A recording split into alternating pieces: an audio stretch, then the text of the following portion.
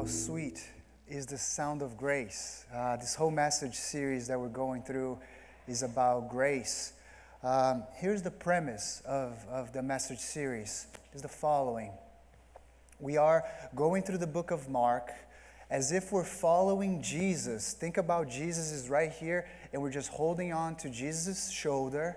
And as we're seeing Jesus do things, we're like, wow, look at that. Jesus is healing someone. Jesus is teaching something. What is he teaching?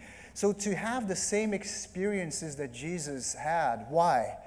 Because we, the church, we continue the work that Jesus started. Right? We're called to be imitators of God and imitators of Christ. And so that's the whole premise. And we're trying to, over and over explain to you this one thing. So I'll stop right now. I'm going to ask you a question, and I'm going to ask you this question, same question many times throughout this series, because I really want you to think about this issue. What was the greatest, here's the question, what was the greatest thing you have ever received from God? What was the greatest gift you've ever received from God? You know, it's funny, like I did this like a few weeks ago, and the people started getting vocal in the service, which was really cool. Some people said the gift of life. All right. The other one said salvation and forgiveness and adoption and all of those gifts. But then I said, yes, these are all good things, but if we go underneath the surface, if we go a little deeper, you know what we're going to find? We're going to find God's love. And we're going to find God's grace. When somebody said God gave me life, why did God give somebody life? Because of His love and His grace. Because grace, let me define grace for you so that it becomes tangible in your heart. Grace is when we receive something that is not deserved. Grace is something that we receive that is not deserved. And so when somebody said, the greatest gift I received was the gift of life, none of us deserved life, right? God just chose in His grace to make us. Then somebody said forgiveness. God chose in His grace to forgive us in Christ. Someone said salvation. God chose in His grace to save us through Christ, not because we deserve it. And so, if grace is the greatest gift every human being has received, this is the point of the whole message, the greatest contribution a Christian brings to society is being a gracious human being. Meaning you go to work and you're not like, oh, this person deserves my kindness. This person deserves me listening, my attention. They don't have to deserve our attention, our kindness, our listening ears. We just go there, and because of grace, we just give those things even to people that are a pain in the neck. Are you following me? Mike's laughing because he's a teacher. Can you imagine a teacher, how many high schoolers, how many pain in the neck kids there are? Or co-workers that we have, right? Grace is this thing that God is asking us to give and give. Listen, help, pray, be somebody, be for people, not because they deserve it. And that's why the gospel, that's why the kingdom of God is so upside down. I may be too loud. That's why we may be upside down, because the kingdom of God is upside down. Because in human terms, we're thinking about, you deserve more of my time. You deserve less. You deserve kindness. You don't deserve kindness. And then we start doing that, and God's like, no, grace just gives. I talked about boundaries a few weeks ago. There's some people that we need to set boundaries, right? Because if they are, hurting us repeatedly, we have to set boundaries, and that's healthy. That's okay. But overall, if we know that we continue the work of grace, I'm going to challenge some of you right now. We can even be driving and be a gracious driver. Right? You can just go in front of me. Somebody cuts you off and you think like, yeah, I'm going to be gracious right now. I do that too sometimes. And so that's the message. I hope you get this. Your greatest contribution as a follower of Christ is to be gracious. That is to give to people stuff that they don't deserve, like kindness, like love, like listening, like praying for them. That's the greatest contribution. And so, but we're going to see here today, and it was shocking to me, this may be the main point of the message, okay? That grace is under attack. Why grace is under attack? Have you noticed, especially through COVID and political things that are happening in our world, not just our nation, that how many Christians got angry? Did you notice that? Let's be real. How many? Because now there's the political things, there's the gender. How many genders are there? Now Christians are annoyed, right? Political views. And here's the message for us today. It is hard to be gracious when we are angry. That was the big download that I got from God in this message. And so we're going to read because it's in the text. So let's begin in Mark's second chapter. And this is the third time that Jesus is being attacked in chapter 2. The third time that grace, the enemy is trying to stop grace. Because think it through with me. God is grace. If God is grace, because God is love, Jesus is love in bodily form, and Jesus is grace in bodily form. And if they're trying to stop Jesus, they're trying to stop what? There's a battle for grace. And the enemy is really trying to stop you and I from being gracious. Pay attention to this. Third time, they're trying to stop Jesus in chapter 2. And this is the last time. This is the third time. So one Sabbath, Jesus was going through the grainfields, and his disciples walked along. They began to pick some heads of grain. The Pharisees are the ungracious people in the text. We're not calling the Pharisees religious leaders. We're not calling them, because a lot of people in the church, when we hear religious leader, I'm not religious and I'm not a leader, so that's not me. But we changed that just for illustration purposes. We're calling the Pharisees the ungracious church people, because here's something that it's a reality. You and I, church people, we have a tendency to become ungracious. It's really strange. We have a tendency to become ungracious. And I was thinking about, why, God? Why do we, church people, why do we have a tendency of becoming ungracious? I think maybe, I'm just guessing here. I was thinking maybe because we're on the side of God. And if we are on the side of God, we are on the right side. And everybody else is on the wrong side. So if I'm on the winning team, people are on the losing team. And that's how it gets crazy. So we're winning, you're losing. So I am against you. And that's when it gets weird.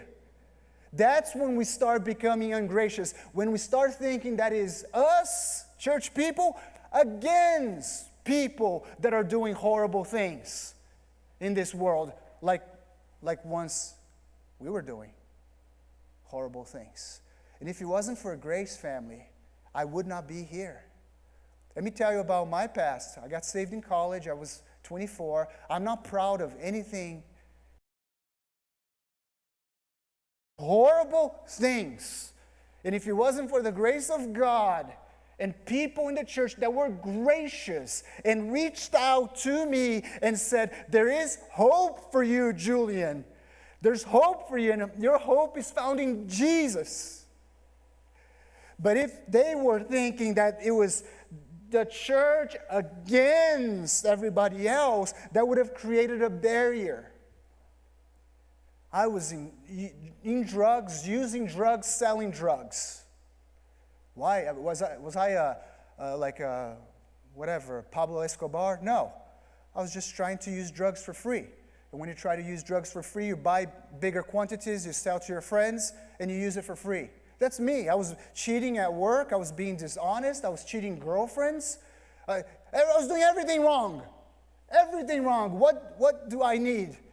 I needed grace at that time. I needed someone to tell me, Julian, there's hope for you. There's forgiveness available for you. There's a new life that is available for you. That's what I needed.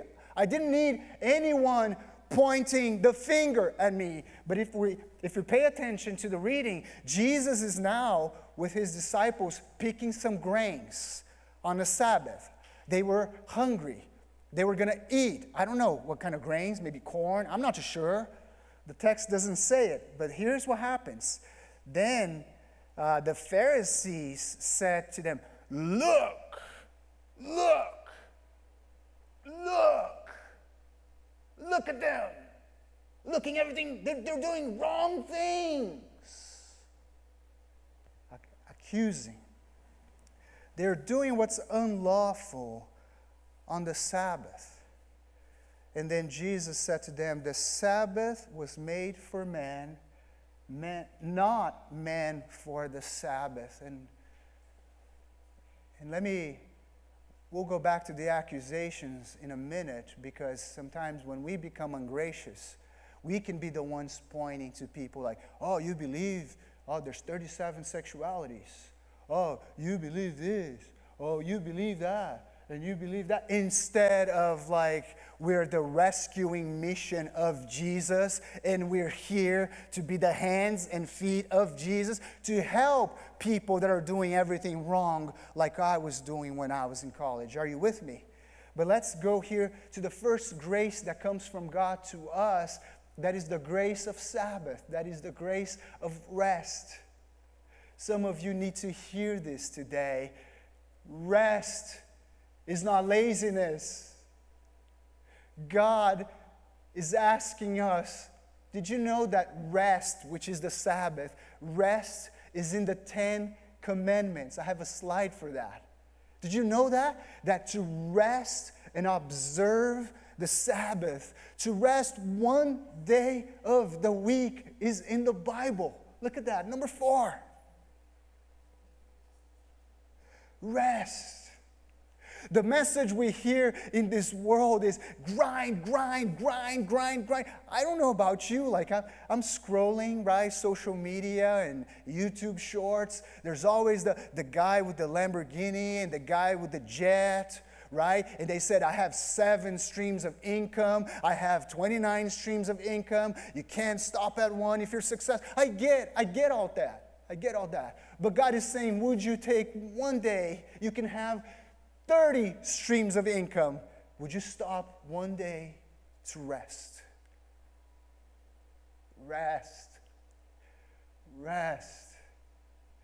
It's one day. The message that we hear in this world is the following. Grind, grind, grind, grind, grind, grind. And there's even like a little bit of an arrogance. Like people go like, I haven't taken a day off now in 7 years. See how good I am? God's saying, you should not go 2 weeks without taking one day to rest. Rest. Have all the streams of income. Some people have to grind, especially in San Diego. I get it. But make sure that in your grind, you're taking care of your relationship with God. Rest. I feel like God is talking to us like we talk to a 5-year-old. He's just saying, rest one day. But I feel like there's a whole Bible behind this one command. And it's like, it's going to be good for your health. It's going to be good for your relationship with God. It's going to be good for your marriage. It's going to be good for your relationship with your kids. It's going to be good for your hobby. It's going to be good in so many ways. We have to take one day a week, and rest and be God's presence. And so you can grind and I can grind all I want. And I'm speaking to myself because I am a constant improver. You know what a constant improver is? It's somebody that's looking at everything, and it's a blessing and it's a curse. And you're looking at everything and you're thinking, that could be done better. This could be done better. That could be done. And that never stops. That's always coming. I'm not choosing. And so if I don't choose to stop and rest, I'm going to be fixing and improving and making things better nonstop. And I was watching this video of Kobe Bryant this week, and he was saying, I was training harder than everybody else. It got to a point that I was only sleeping 3 hours a night because I wanted to grind more than anybody else. And he's like, the less I rested, the worse player I became. It's in the Bible and it works. And so would you rest? But what happened is, shifting gears now, the religious people made that a rule. Sabbath, you're not supposed to walk more than 100 steps. If you walk more than 100 steps, now you're working. And look at Jesus. They're walking and working. They're sinning. They're sinning. Look, they're sinning. And that's what sometimes we do when we become ungracious. We can start creating rules, and we can start going like, look, he's breaking, she's breaking, look. But Jesus said something that's really powerful. He said, guys, you got it all wrong. The Sabbath was made for you, to bless you, not for you to be enslaved by the Sabbath. Are you following me, family? And there's so many things that we do that, family. So many things. I'm going to give you some examples. Money was made to bless you, not to be your leader and to control you. Money is a good servant, but money is a horrible master. Are you with me so far? Okay? Marriage or engagement. Engagement was to bless you. Marriage is to bless you, not for you to be enslaved by it. Why do I say that? Nowadays, the younger generation, man, thank God when I got married before YouTube. YouTube came out in 2005. I got married in 2001. Thank God. My proposals back in 2001 was just like this. You want to get married to someone? And you go, will you marry me? Yeah, nowadays, there's got to be 7 drones. And there's got to be roses, and there's got to be 3 camera guys. And there's got to be so stressful. And I've been to weddings. I'm a pastor, right? Sometimes we do weddings. That was so stressful that instead of the wedding being for you, the wedding was controlling them. Are you following me so far? Did I lose anybody? I'll go on. Sex was made to bless you, not to control you. Your hobby was supposed to bless you, not to control you. Are you following, family? Is there anything that's supposed to be a blessing in your life, but instead it became a master in your life? It's something for us to think about. And are you resting? Did you know when people burn out, because believe it or not, pastors go through a lot of burnout, and I talk to pastors, and it's the same story over and over when they burn out. And we know people burn out all the time, not just pastors, but they go and do counseling. Here's what counselors ask. What's your hobby? First question. It's not like, hey, how's your marriage? How's your trauma as childhood? They may get to all that stuff, but they go like, what's your hobby? Oh, yeah, it's surfing. And how often you do it? I haven't done it like in 5 years now. See, they're saying, you're not resting. You're not resting. Your body needs rest. Your mind needs rest. Your spouse needs you to rest. Your kids need you to rest. You need you to rest. And is there anything controlling you that it was flipped in your mind, like the Sabbath was supposed to bless you, not the Sabbath to control you or to slave you? Now, let's continue on reading, because now we go to chapter 3. Why did I go back to chapter 2? Because end of chapter 2 and the beginning of chapter 3 talks about the Sabbath. And so I'm like, okay, it's the same topic, so let's go back to go forward.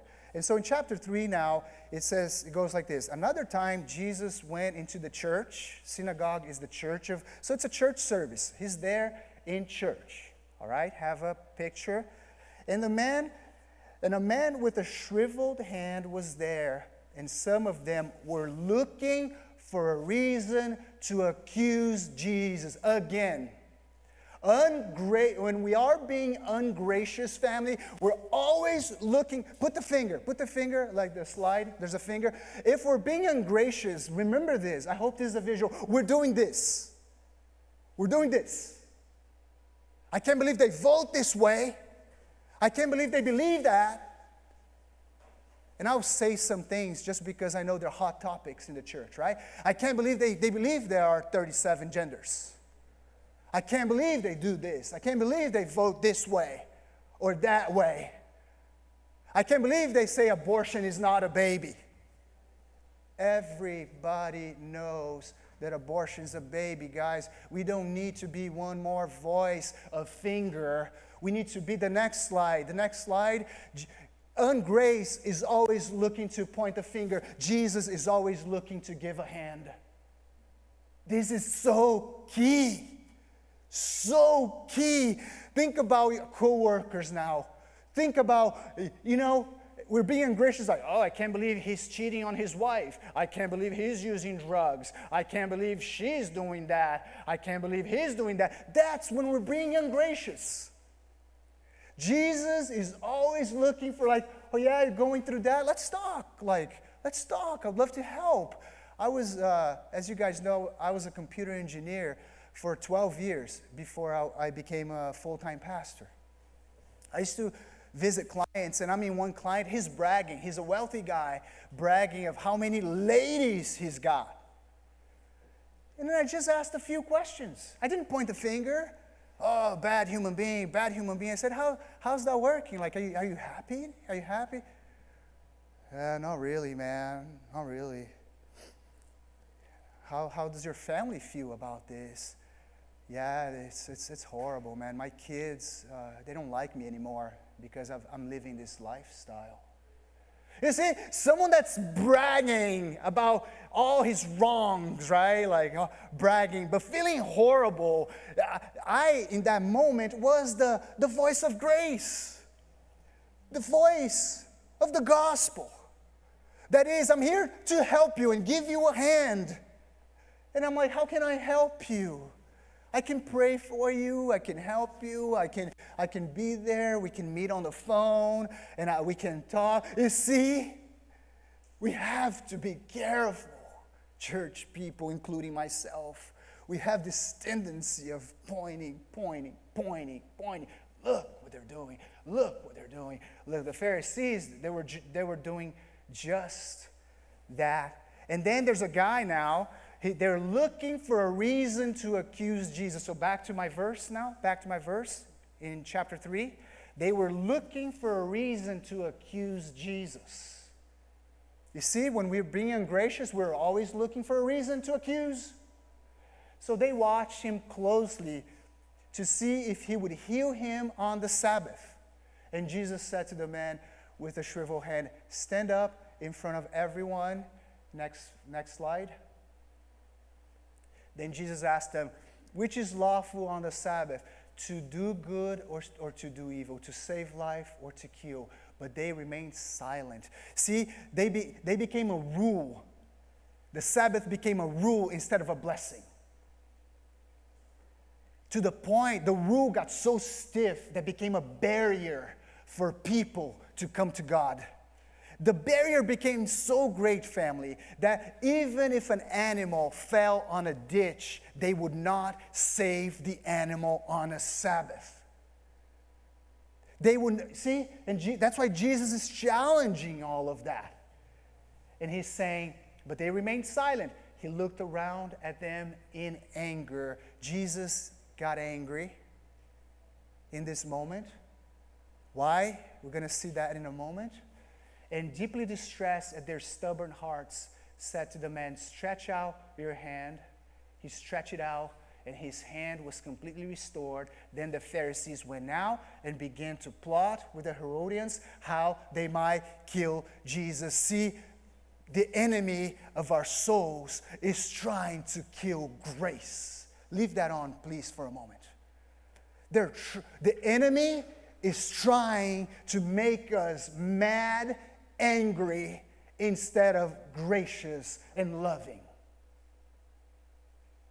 The enemy is trying to make us point fingers at people and even ourselves and be so harsh. When God is saying, don't point the finger, give him a hand. And when Jesus gets angry, I'm listening to this, okay? I'm talking to church people now, okay? I hear so many Christians that are angry about everything, and they say, I get angry because Jesus gets angry. Jesus gets angry when people are creating barriers from people that are lost and hopeless to know God. When he flips the table, he got angry there too. You can go back in the Bible and see the times that Jesus was angry. He was not angry at Caesar. He was not angry at everything, Jesus. Some Christians are using that. I'm angry at this. I'm angry at the mayor. I'm angry at the governor. I'm angry at my boss. I'm angry at this because Jesus got angry too. Jesus gets angry 2 times, not 2 times, in 2 circumstances when they were trying to make the church a place of business. He's like, no, it's a house of prayer. And then the second time, which is the more consistent one, is when people create barriers. It's us against them. I'll give you an example, and then I'll close. The example of the past will reveal to us the mistakes that we're making in the present as a church. In the past, Pastor Chris, like 2 weeks ago, mentioned this. In the past, the Christian church would say that television was from the devil, NFL was satanic, drinking alcohol was from the pit of hell. Makeup was bad. You're really, really bad. And so check out how silly. And those rules are not even in the Bible. You see how we have the same tendency to do the same things? Television is from the devil? Why? Come on. There's a lot of good things that can come out of a television. I know there's bad things, but isn't that everything? And so, in the past, you would say, hey, would you like to come to church with me? Just follow me along here. And people go like, oh, that place that I cannot wear earring, I cannot wear makeup, I cannot watch football, TV's from the devil, I can't have a glass of wine. That place? Nah. And they were all made up rules. They get a Bible verse that talks about our beauty should be a beauty of the heart, not focus so much on the external beauty, but also focus on the beauty of the heart. And they go like, see, it's a sin. Makeup is a sin. That's a sin. And earrings are a sin. And this kind of clothes is a sin. All made up. And when we make stuff up, that creates a barrier. Now, let's talk about the present. And I hope I don't hurt you guys too much. But what are the present things that we're creating barriers? I think, so let me ask you a question, because I want you to think about that. And if you are taking notes, I want you to take notes right now. And it's the following question. Am I creating any barriers for people to come to God? I think it's a good question for us to ask. It may not be makeup right now or television. Am I creating any barriers? Or am I being a bridge? What things that I can avoid so I don't become a barrier for people to experience God's grace even through me? And what are some things that I need to do to be the bridge, that is the grace bridge between God and people that are so desperately looking for hope and looking for God and looking for peace? That's the bottom line of the message, and I hope you get your answers. And I'll tell you what, in general, I see churches in general and Christians in general doing. It has to do with political views, and it has to do with the issue of sexuality and gender and abortion. I think that's creating great barriers. Because we know what we're saying. If you want to come to Jesus, you have to vote my way. Really? Why? How? Do I have to? Really? Where's that? Is that person free to vote however they want? And I think like the best political advice I got was in a conference for pastors. And I really believe this, that we should stop thinking about parties, political parties. We should start thinking about more like empires. We're calling balls and strikes on both sides. Because there's good and bad politicians on both sides. Calling balls and strikes instead of simply wearing a shirt and picking a side and pointing fingers at people that are at the other side. So let's be real. I think political things, the gender issue. Oh, there's 37 genders. I can't believe they think that way. See, the church should be different. The church, I think, I'm going to say some crazy things right now, okay? All right? I'm going to say some crazy things. Oh, pastor, there's a little kid in my daughter's classroom, and she's 12, and she's saying that her sexuality is number 23 out of the 37. Yeah? We got to do a barbecue and meet these people. We got to be there for them. We got to give them a hug and love them and say that there's hope for them. Not going, are you calling yourself a it, a them? I can't believe you're doing that. No. When people do those things, like when I was doing drugs and selling drugs and being a womanizer, I was screaming to the church, I need help. I need hope. I need God in my life. But are we, the church, willing to be the bridge? Or are we just there pointing the finger? They are trying to kill Jesus.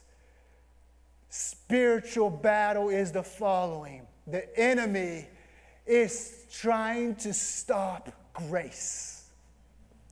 The enemy wants you angry and wants me angry. The enemy wants you pointing fingers and me pointing fingers, and God wants us to be a bridge. Are you following me, family? So if we're there following Jesus, you can see Jesus was always looking for an opportunity to help. Matthew, I know you're a tax collector, you have a past, you're burning a lot of people, you're such a dishonest guy. Follow me. Me, Jesus? Yeah, not just you. Let's go throw a party in your house. You can go back to chapter 2 and read that. Then he does the famous Matthew party where he goes to be a bridge and he meets with all the sinners and tax collectors. Like who? Like me. He becomes the bridge, and religious people are there. I can't believe he's eating. I am a bridge between people that are lost to a loving God, and to be a bridge, this creates barriers. A handout. A hand becomes a bridge. You are God's bridge in this world, and every follower of Christ is God's bridge. Don't let your religious spirit or the attacks of the enemy to attack you in a way that you're angry and mad and thinking that you're against this world, that you're against everything. No, we're for people. Because Jesus, if Jesus is what we say that He is, He is the only hope of the world, we are the hope of the world. And we have to be that bridge, not the ones looking to accuse. Let's pray.